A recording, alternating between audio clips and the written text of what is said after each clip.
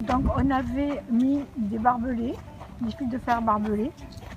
Et les premiers arrivés, comme mon père, faisaient des trous, huecos, dans le sable. Ils y mettaient une couverture et ils dormaient à même le sable. C'est-à-dire que leur dos touchait l'humidité de l'eau de mer et se recouvrait jusqu'à ne laisser dépasser que le nez pour pouvoir respirer. Parce qu'en hiver, il y avait beaucoup de vent, il y avait la tramontane, il y avait la neige du Canigou, il faisait très froid et il fallait se protéger comme on voulait. Par la suite furent construites des baraques que les Espagnols eux-mêmes construisirent.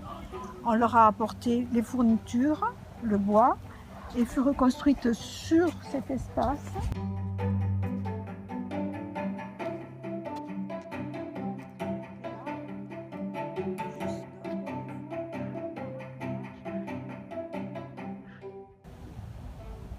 Donc, sur cet espace passèrent plus de 120 000 personnes, républicains espagnols et autres indésirables par la suite.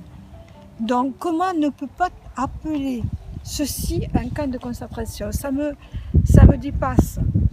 Voir autant de monde dans un cercle fermé comme ceci, on ne peut pas dire que ce n'est pas un camp de concentration. La seule issue qui était libre, c'était la mer. Et c'est dans cette mer que se sont noyées maintes et maintes personnes, se sont suicidées. C'est dans cette mer qu'on allait faire ses besoins. C'est dans cette mer qui était l'horizon, le seul horizon.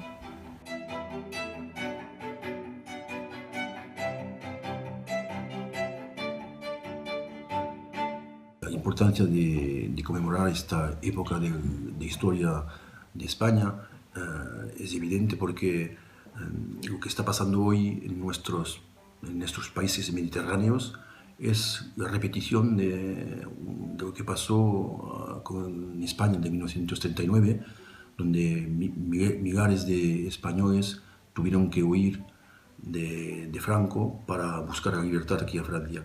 Y lo que está pasando hoy en nuestros países mediterráneos es muy parecido, porque la gente, los hombres y las mujeres que se van de su país no se van con gusto. Nadie nunca se va con gusto de su país. Cada uno se va porque está obligado y van buscando también la vida, van buscando la libertad. Y si no nos acordamos de lo que pasó en el 1979, no podemos comprender lo que está pasando hoy.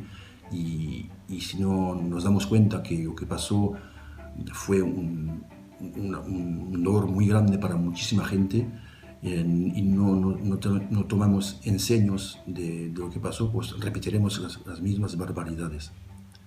Así que esta importancia es muy grande para que los jóvenes comprendan la historia, comprendan lo que se pasó y poder tomar las decisiones mejores ahora, para el futuro.